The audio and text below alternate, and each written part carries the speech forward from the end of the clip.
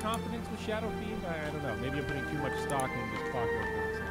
I think Tusk Shadow Fiend is a pretty broken combo too. Like, people consider that to be on the same level as Clock SF, but not exactly for the same reason. Tusk can set up for a very easy triple raise mid. They're going to need to pick a middle hero that's able to, on the side of Na'Vi, they're going to need to pick a middle hero that's able to survive this. Otherwise, there's a lot of feeds occurring, which presumably is why Effect banned the Queen of Pain, because that is the typical, you know, you have a Tusk mid and SF, like I'm gonna kill the SF with the Queen of Pain and escape the triple raise combo with the Blink Dagger and the shards. So, yeah, banning out the Queen of Pain, they need to pick something like Viper or something like that to deal with this on the side of Na'Vi. I think that's a pretty deadly Gareth toils in monotony. I'm digging my... Gareth moves to... No, Godhook, I just didn't know. For Na'Vi. We actually saw this Gareth banned out in the last game against Na'Vi. No cut amongst them. Gareth forcefully exhales. In their wheelhouse. If you'd asked me yesterday, I'd have said today, though, I don't know. The Paladins once fought the Black Ring. I've got no... You sway. If you want to help, then you find the Craven White that... Also great. His clenched jaw tightens for... You're right. So already aggressive heroes that really match the style Na'Vi can like. Yeah, they like to fight a lot. They like to rotate their cores. Really early in the laning phase, you'll see like their carry on the middle lane, and sometimes they'll even do it with some heroes that maybe shouldn't be doing it, but with Gyro, I mean, absolutely. That thing isn't done. It isn't anybody. Used to do that. It's a monster, pure and simple. All of them are. I don't know how many. The two paladins Gareth mentioned. We're guarding this house. They didn't, but they did. No! The other paladins. In any event, it's our business, not yours. You can't do that. These... They were people who were loved. Effect picks the Brewmaster, so... They've back off, lady. Confidence in this hero, and I've seen that on their Dota buff. They do pick this brew a lot, and I think they just beat Vega with it. Both games against Vega, they had this Brewmaster hero, and I guess feeling very, very confident that despite being pretty hard countered in this laning phase, that the Brew is still gonna do what they want in the game. Yeah, it's definitely a high skill cap hero that if you have a really confident Brew player, it often feels like, don't worry guys, I can play around that. I think it's nice to have a space creator that can introduce a little chaos into the mid game to protect the Shadow Fiend.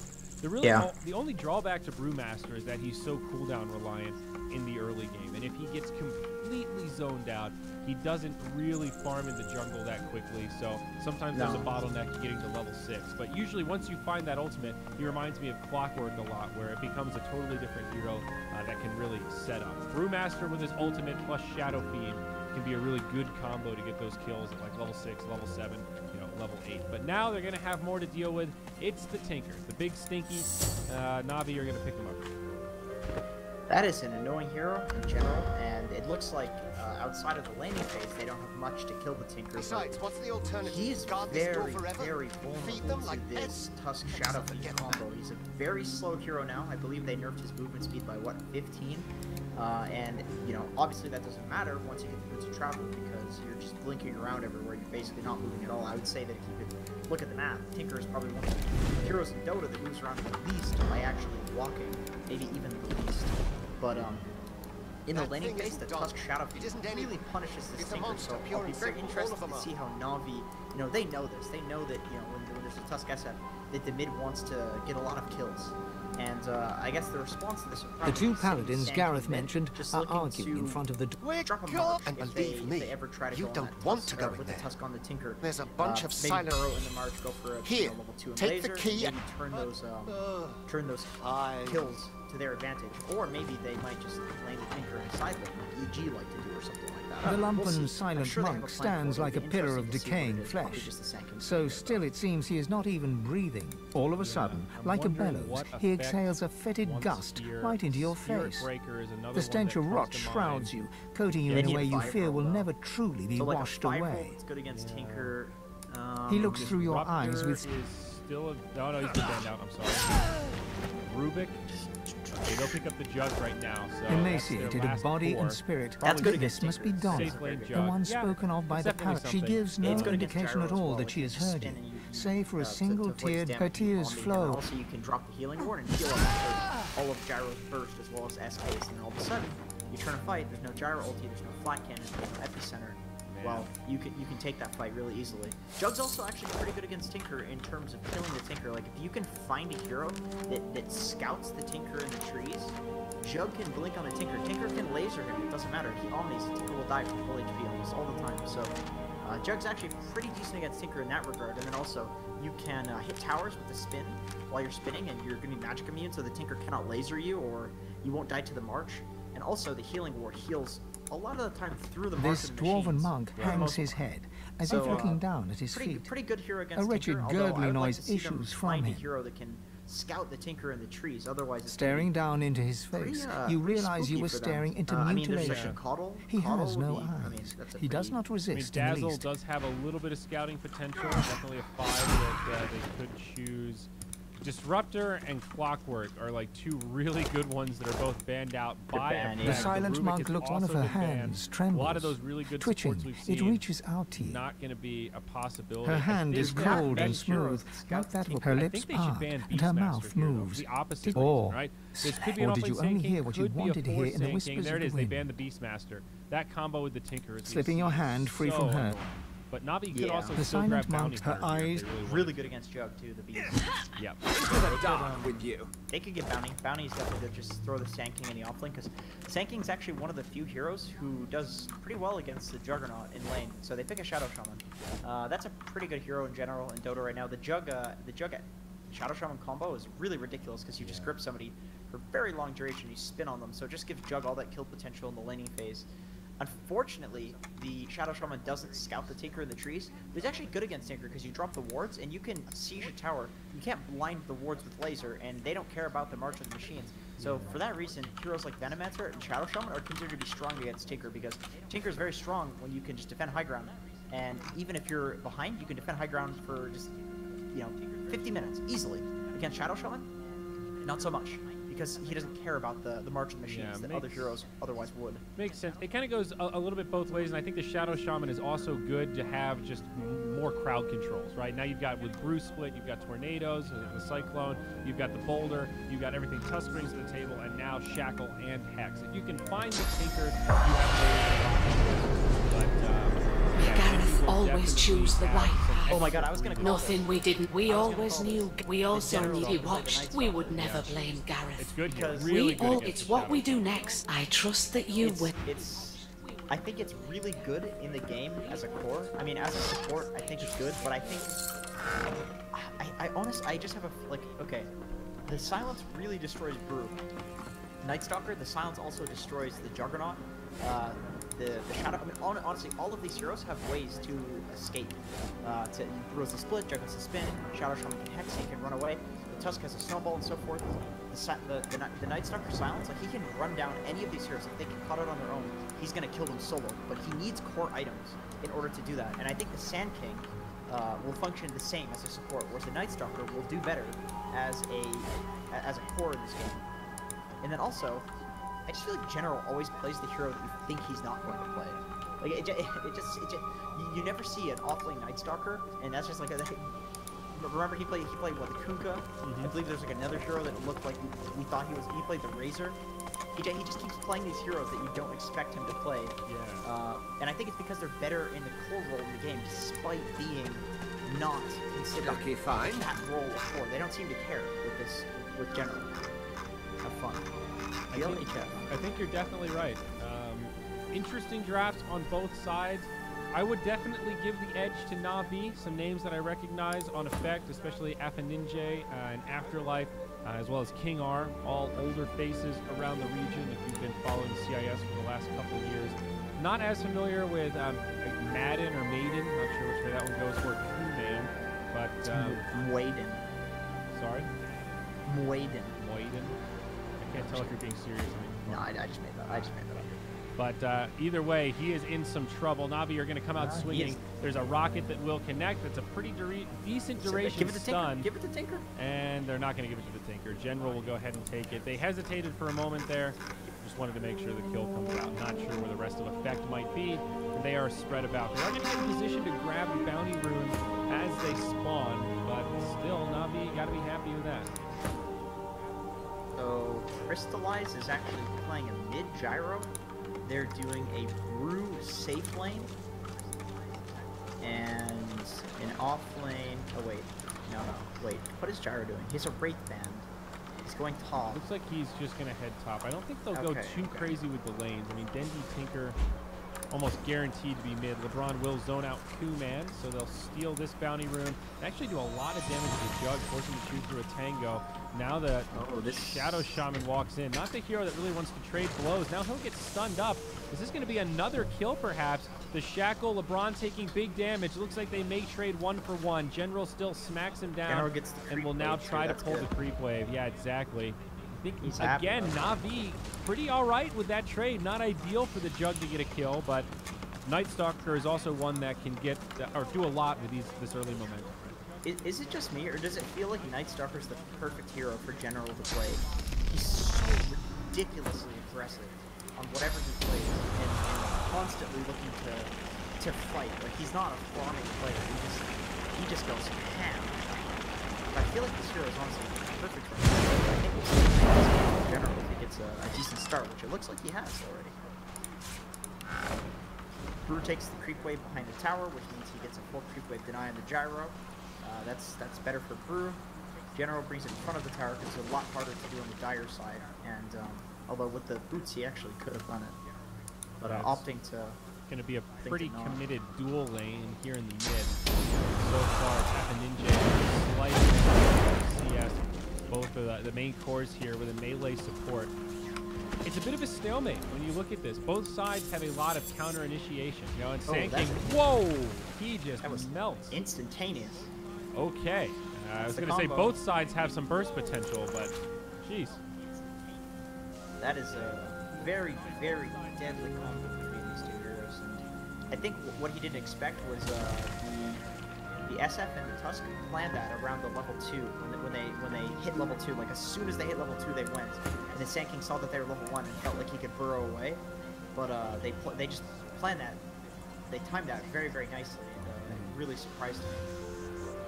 Down bottom, General actually taking a lot of damage. The Shackles don't do nearly as much as they used to. That was one of the big nerfs to Shadow Shaman this last patch. He's going to get surrounded now 3v1. That'll be the end of the Night Stalker. Jug will just rotate out of the lane. It is no longer possible to read the name upon this old grave mark. So pretty much best case scenario for him. But it does pull some pressure off the mid lane, so Dendy's getting a little bit more space now. In a true 1v1, Tinker does have an upper hand over the Shadow Fiend. The blind is really obnoxious. For sure. Man, can you believe that the Shackle did 120 damage at level 1 before? Yeah, it seems insane now. Like that's ridiculous. Awesome of a disable, and then it also does as much damage as like the prize Riptide from Naga. Up top, Afterlife in some trouble. Cold Feet will connect, and that makes it an easy kill. We talked about this trio of heroes. It's what they opened with in this draft, and it hurts hard for the Brew to lane against. This is when you see these heroes, you don't care what you are as an offlaner. You're so sad.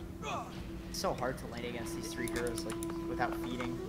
And if he just sits and he doesn't feed, he's gonna get no levels. So it's like he's stuck feeding in this game as an offlaner for Afterlife. That's just how it is against heroes like this. It's either that or he gives way too much space to the enemy team. Okay, rotation's coming. Nope, never mind. Tusk right back to the spec. Shadow Fiend doesn't get pressured too much. Down bottom, Juggernaut is really the breadwinner for this whole laning phase. He's picked up 2 kills and basically been left alone to farm. Even though General has presence in the lane, can't really do a whole lot to stop the Juggernaut. It's hard to lane here too. Shadow Shaman is like a classic deadly. Handling himself well though. Yeah, he definitely is. He's feeding a lot more. Once again, it's just it's nighttime though. Actually, you can roam on the Shadow Fiend very easily. It looks like that's what he's trying to do. He has face boots already because it's really happy about that. This is definitely a great transition into the first face boots against the Rasta, who's just on brown boots, still pretty far away from him. Rasta's dead. Do they see him? No, they have no vision of him. It's all back to nighttime, of course. Maiden hiding in the tree line. LeBron playing this one very cautious, not going to reveal himself. Both sides with kind of the same idea here. I think Maiden reading this pretty well. They know LeBron's off the map. They know Nightstalker's playing up in the lane for no reason other than Night. against a Shadow Shaman Jug, even though tonight, like, he would only play this up for somebody good. But it is securing his farm, and Tinker is jungling anyway, so LeBron doesn't have anywhere else to be. He could be being greedy, but this is giving his core his farm. Same with up top, the Brew was just hanging out in the jungle for a moment there, getting farmed that way. Now maybe scouts it out, and LeBron will be forced back. Okay, so standoff, but as you said, this Night Stalker gets some extra space. And even if you're not getting kills, nice to use this nighttime to put pressure on the lane and try to get a little bit of farm. Up top, Crystallized seems to have a pretty good time against the Brewmaster also in this lane. Brew needs to be a little careful. Yeah, in comes Tusk. The Rocket Barrage hurts, but the Shards might hurt even more. He does have a support on the way in, but is Sand King going to be able to save him? A stun on 2. Now maybe the turn the other way. Rocket out onto Afterlife. LeBron throwing in some auto attacks. We'll have another stun in 5, but the good use of the salve. Afterlife will survive. Same deal with King R. Meanwhile, as we were watching that, General did take a tumble in the bottom lane. Kill going the way of the Shadow Shaman. So that deadly combo we were talking about did get the better of it once they saw the Sand King was committed up top. Yeah, that's a really good call by these guys in the safe lane to see that the Sand King TPs, and all of a sudden there's no threat to the Night Stalker, but I think he probably continue to find out. I think in general is a very aggressive style player. Likes to apply pressure, so actually as we see the Shadow Shaman get turned off really easily here. He knows it. Yeah, playing very cautiously and appropriately so, even though maybe it's pretty low. Goes into the high ground, Night Stalker will not be able to get the vision. General really pushes his lane. It's really interesting to watch. I think this is a really great way to play offline right now, because if you just sit there and get denied, the carry gets nothing, because you get 25% for the denies. So it's so worthless. I like how he plays the offline a lot for this current patch. Look how aggressive he's being on a level 6 jug. Very high base armor for a strength hero, so against physical ultimate like that, definitely feels more confident than a lot of other heroes. Like really not too afraid of Omni Slash. Oh no, 7 armor. He'll survive it. He'll outrun the spring.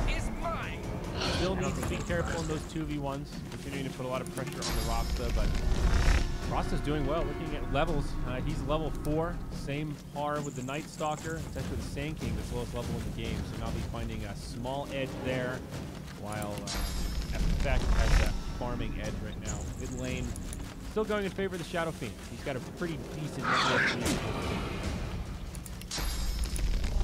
Yeah, Dendy has to be so scared of this Tusk. I'm actually surprised that Dendy hasn't died once, because Tusk is literally real time for the most part. Where is he at? Okay, they're smoking top, but for the most part, he's sitting mid. This is such a hard. I mean, I play a lot of Tinker. This is such a hard lane for Tinker. A lot of the time, you just feed this lane, and then come back in the jungle. But he's not feeding at all. He's actually getting decent levels, so yeah, kudos to him for actually not dying. Although he has help. Still, there's bigger handling well. I mean, Dendy's level 6 up top, snowball in on the Crystallized. He's got some raindrops, but I don't know if it's going to matter. Maybe he can get off the stick charges and turn.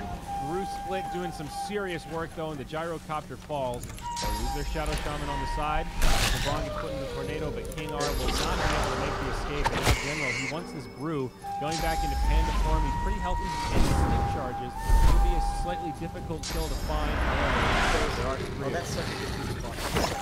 He can go down. He can juke into the trees to the right. Oh, he's not ready. Yeah, that's what you have to know. Because people do not expect that. And then you get to the tree behind the door. There's so much. Well, he's gonna get caught now. He tried to use that TP to lock it from downtown. They will sandwich him. So the point is the same. He had an opening. Dendy with the double damage room, actually struggling to kill all of these stacks. And Navi very happy with that. They clean it up and they make some space for their Tinker. You know, one thing that I've noticed about these players is that they use wand charges extremely efficiently. Like, they literally save them to the last second to bait as many spells as humanly possible. Sometimes even saving the wand charges for another gank, like, assuming that, okay, I'm gonna die here anyway. But a lot of the time, they actually, Gyro, for example, it's there because he saved the wand charges. The last second baiting himself so that the enemy team commits really, really heavily. He dies, but the turnaround was really, really great because he didn't just he made himself look a lot more killable. Speaking of which, yeah, see you later, Night Stalker. Jug is gonna find it in the trees, and we were talking about that Omni-Slash. He's picked up a couple items now, and he's got the damage. Aquila and a Battle Fury on the way.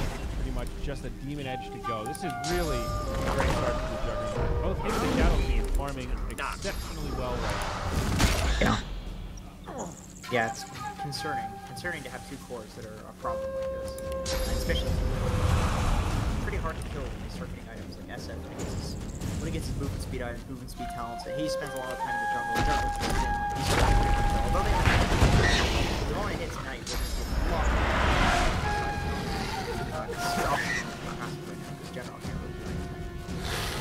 yeah, that's usually how it goes. Yeah. Oh, smoke.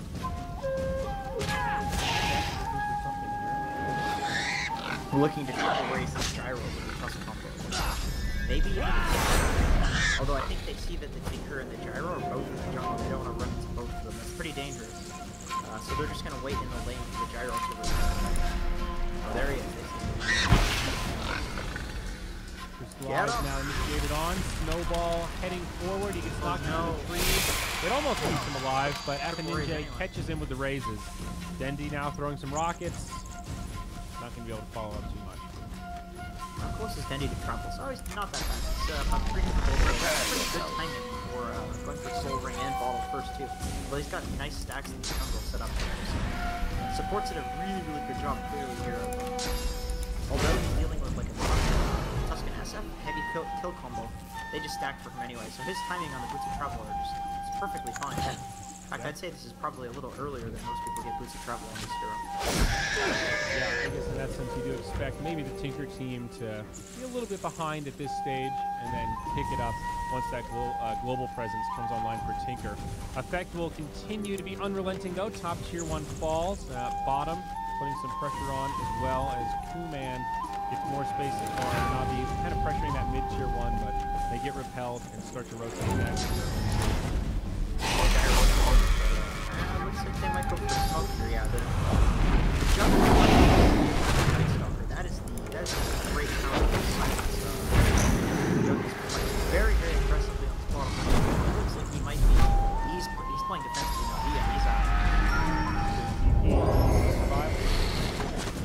Double damage Night Stalker, definitely something to be wary of. Was I right?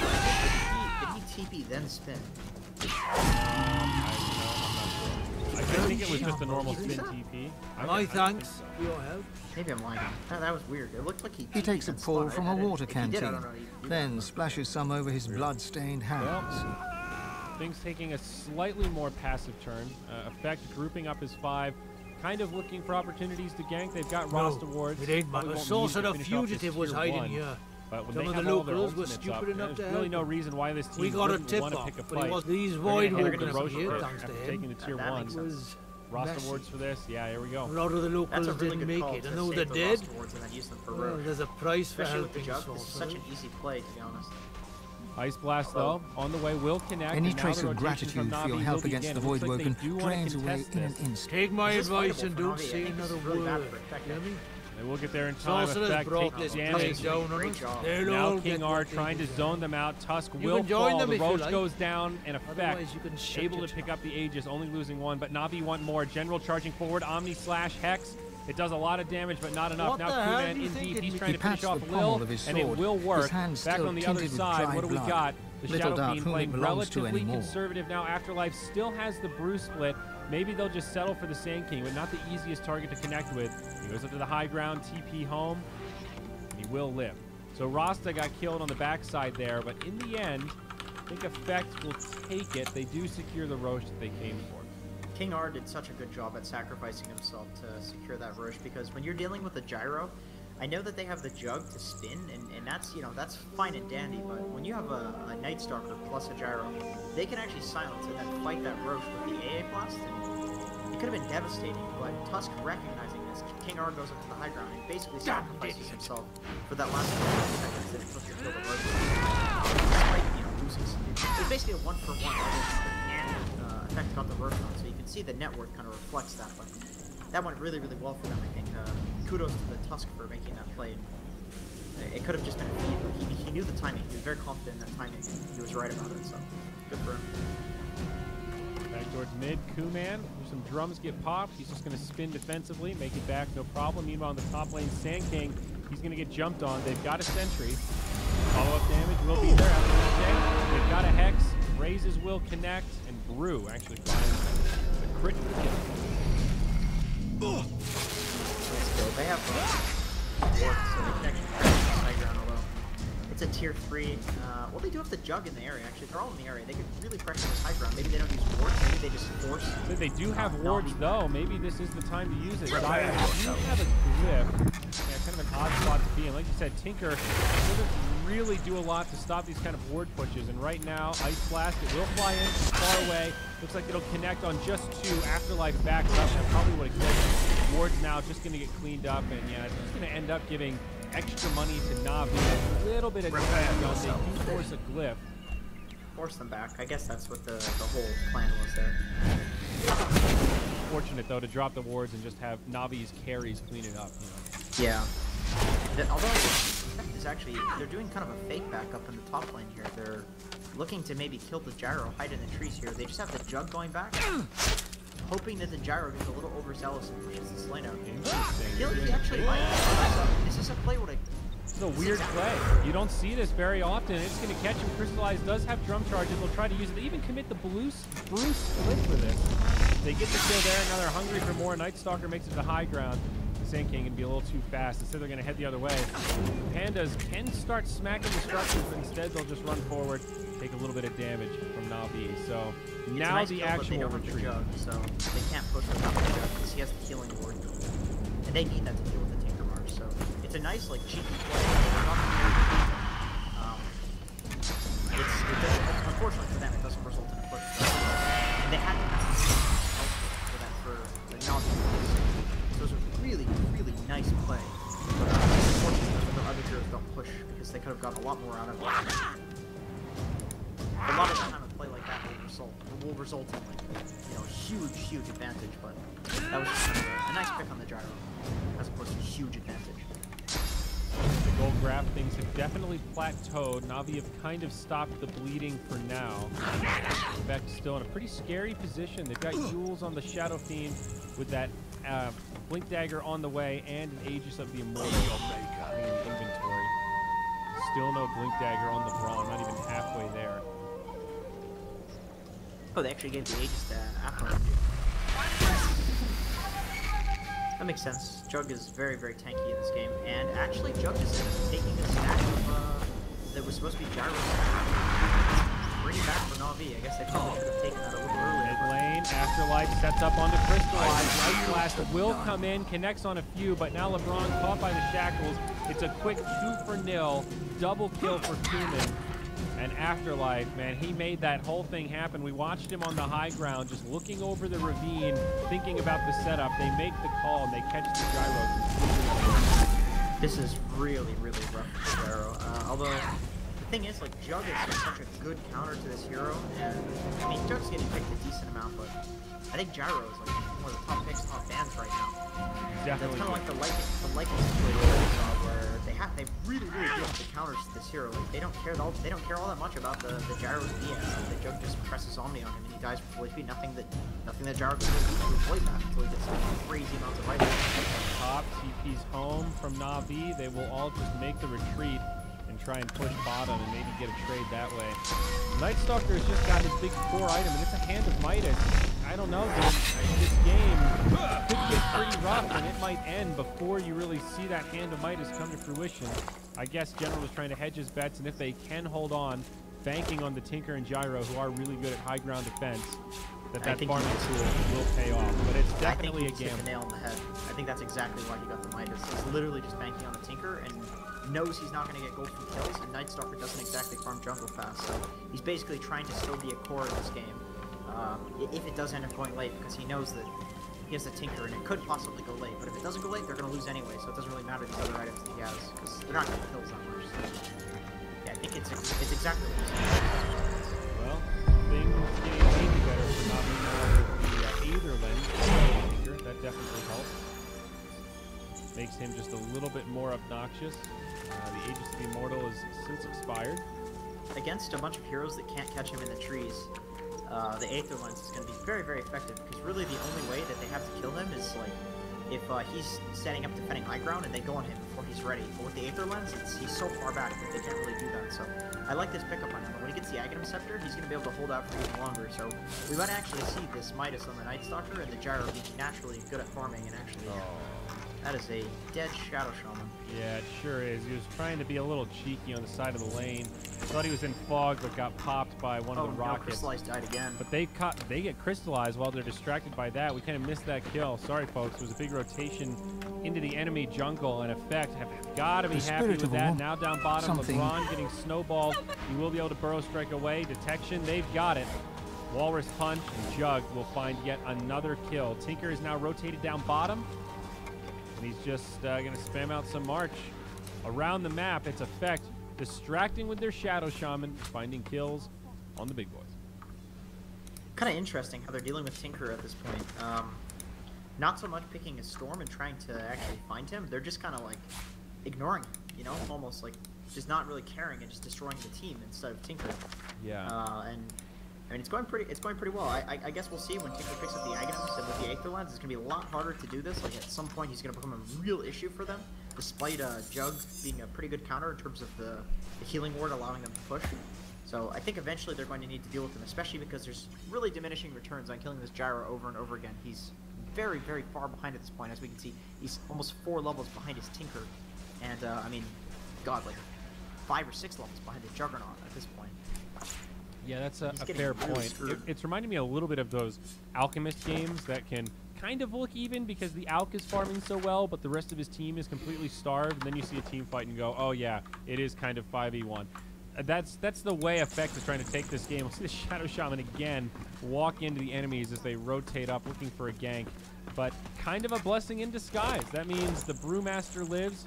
He's got a Hand of Midas that's farming away. He's working on his Vladimir's offering. These picks on the Shadow Shaman don't really give Na'Vi a lot. A 5-hero rotation is costly, as we've talked about so many times. Yeah, it really is. This Brew having Midas, this SF, I mean... Villages. Like, some slain by Voidwoken. Much of a problem. You know, he's just kind of doing his own thing. Not. At a certain point, he's gonna get a BKB. He's gonna be a real issue. And it's just kind of been the Jug that's the issue. But really, I mean, SF has been free from me this whole time. You can see he's now second on network. You don't feel the need. The only person he's below is the Juggernaut who's Battle Fury. And this Night Stalker's looking, he's getting scouted. Oh, okay, they're not gonna go for it. Oh wow, that's ballsy from King R. On to King R, yeah, he's gonna snowball in though. Looks like he might secure the kill onto LeBron. They'll get it. They just have such an advantage. These people were slain by blades, not Voidwoken. That's honestly good. Like, I like the idea of playing very ballsy like that. I mean, obviously in this case it resulted in a kill, but if you're in a much more safe position where you didn't want to do something like that, it might even still be worth it because it's just psychology to turn around and get out. He throws a kick into the ribs of a nearby the last corpse. raise, but the snowball in. Tusk might have it. The point forward. Cold Feet will connect on the King R, and it's going to be the end of him as rockets fly. Tinker just barely lives. We've got to do whatever's banded necessary. Indeed, hard to get a hold of. Turns around. That is a perfect example. What the Tusk did there was pretty ballsy, you might say. He died, right? But I like this idea that he's playing so ballsy because it's this kind of effect on the enemy team where they need to be so careful because this guy's going to do anything. You know what I mean? It's like this fear factor that he's applying to them, which is going to keep them trapped at their base. And I mean, Dota's really a game of psychology with these things. I think the more defensive they obviously play, the better it's going to be for effect kind of securing which is something that you need to do anyway against the Tinker, because you don't want to just rush up into the high ground. So I like how they're playing. They're being completely unrelenting, and that's exactly what they need to do in this room. Yeah, I think, however, I actually might want to try to before Tinker Aghanims comes out, because that really ups his damage output a lot. And you can deal with it with pipes and stuff. I don't think they have a pipe